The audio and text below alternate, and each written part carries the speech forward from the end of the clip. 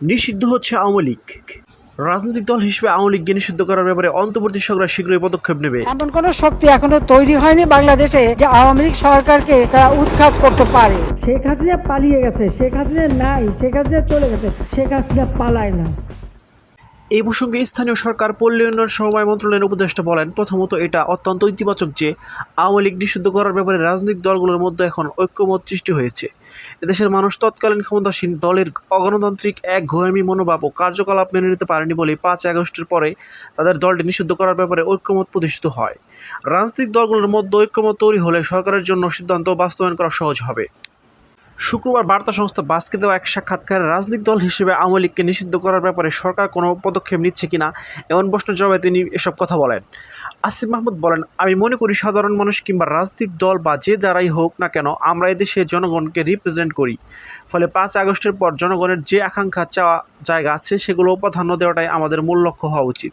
যে জায়গা থেকে বিএনপির পক্ষ থেকে আওয়ামী লীগকে নিষিদ্ধের যে দাবি উঠেছে আমি বিষয়টিকে সাধুবাদ জানাতে চাই। অন্তর্বর্তী সরকারের যুব ক্রীড়া মন্ত্রণালয়ের উপদেষ্টা আসিফ মাহমুদ বলেন, বিচিত্রিকা প্রক্রিয়া ছাড়াও 4টি আইন রয়েছে যেখানে সরকারের নির্বাহী আদেশে যে কোনো দলের বিরুদ্ধে ব্যবস্থা গ্রহণ নিতে পারে।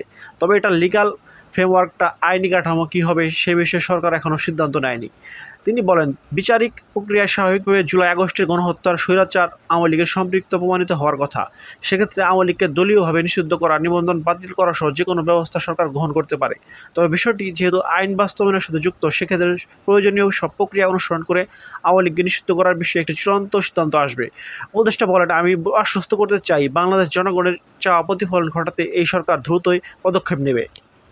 জুলাই গণ অভ্যুত্থানের নেতৃত্ব শিক্ষার্থীদের নতুন রাজনৈতিক দল প্রসঙ্গে সরকারের এই উপদেষ্টা বলেন, 5 আগস্টের পরিবর্তনের পর একটি অন্তকালীন সরকার গঠন করেছি। একটি গণ অভ্যুত্থান যারা ঘটায় পরবর্তী প্রক্রিয়ার সঙ্গে তাদের সম্পৃক্ত না থাকার কারণে আমরা অতীত দেখেছি অভ্যুত্থানের অর্জনগুলো সব নষ্ট হয়ে যায়। তিনি বলেন, 90-এর গণ অভ্যুত্থানের পরেও মানুষের গণতান্ত্রিক অধিকার প্রতিষ্ঠিত হয়নি। এই বিষয়গুলো বিবেচনা করে স্বৈরাচার হটানোর আন্দোলনের অগ্রভাগে নেতৃত্ব দিয়েছে তারা একটি দল গঠনের চিন্তা করেছে। তাছাড়া 5 আগস্টের পর গণ অভ্যুত্থানের নেতৃত্ব দেওয়া অনেকেই কোনো রাজনৈতিক ব্যানারে যায়নি। আসিফ মাহমুদ বলেন, বর্তমান তাদের ভেতরে একটি রাষ্ট্র গঠনের স্পৃহা তৈরি হয়েছে। জুলাই গণ অভ্যুত্থানের নেতৃত্ব শিক্ষার্থীদের নতুন রাজনৈতিক দলে তিনি থাকবেন কিনা এ বিষয়ে এখনও কোনো সিদ্ধান্ত নেইনি জানিয়ে আসিফ মাহমুদ বলেন, এ বিষয়ে আমি ভাবিনি, কিছু বিষয়ে পর্যালোচনা করেছি, সিদ্ধান্ত চূড়ান্ত হলে সবাই জানতে পারবেন। সরকার চায় সংস্কার, রাজনৈতিক দলগুলো চায় নির্বাচন, এক্ষেত্রে বিষয় দুটি সাংঘর্ষিক হয়ে যাচ্ছে কিনা এমন প্রশ্নের জবাবে উপদেষ্টা বলেন, মোটেই সাংঘর্ষিক নয়, এই বিষয়গুলোর পুরোটাই আমাদের সদিচ্ছার উপর নির্ভর করে। এ প্রসঙ্গে তিনি বলেন, সরকার সুস্পষ্ট ইতিবাচক রাজনৈতিক কাঠামো নির্মাণের দায়িত্ব নিয়ে ক্ষমতায় এসেছেন। 5 আগস্টের পর মানুষের মধ্যে মনোভাব ছিল যে কোনো রাজনৈতিক দলকে যদি ক্ষমতায় বসিয়ে দেওয়া হয় তবে সেই গণবাদিক ধারায় কাজ করবে। তবে এই বিষয়ে অনেকগুলো চ্যালেঞ্জ সরকার ফেস করছে, কারণ সমাজের প্রত্যেকটি কাঠামোতে স্বৈরাচার দোসররা রয়ে গেছে।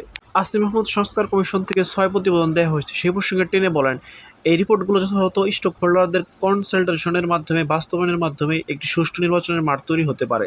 তিনি আরও বলেন, যে রাজনৈতিক দলগুলো শেখ হাসিনার সময় বলে আসছিল বিদ্যমান কাঠামোতে নির্বাচন সম্ভব নয়, তারা এখন একই বিদ্যমান কাঠামোতে নির্বাচনের কথা কোন গ্রাউন্ড থেকে বলছে এটা আমার স্পষ্ট কথা নয়, সেটা তাদেরকে স্পষ্ট করতে হবে। এই সংবিধান আইন কানুন রেখে নির্বাচন করলে সেটা স্বৈরাচার হাসিনার আমলের নির্বাচন থেকে আলাদা হবে না মনে হয়। যুব ক্রীড়া মন্ত্রণালয়ের উপদেষ্টা বলেন, আমরা যদি সংস্কার ছাড়া নির্বাচন করি, দলের হাতে ক্ষমতা দিয়ে দেই, তাদের জন্য সরকার চালানো কঠিন হবে। এই কারণে 6টা সংস্কার কমিশনকে প্রাধান্য দেওয়া হচ্ছে, কারণ এগুলো গণতান্ত্রিক, শাসনতান্ত্রিক।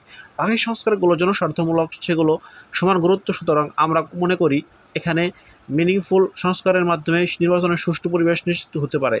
সংস্কার কার্যক্রমও আওয়ামী লীগের দৃশ্যমান বিচারের মাধ্যমে নির্বাচনের ক্ষেত্রে প্রস্তুত হতে হবে।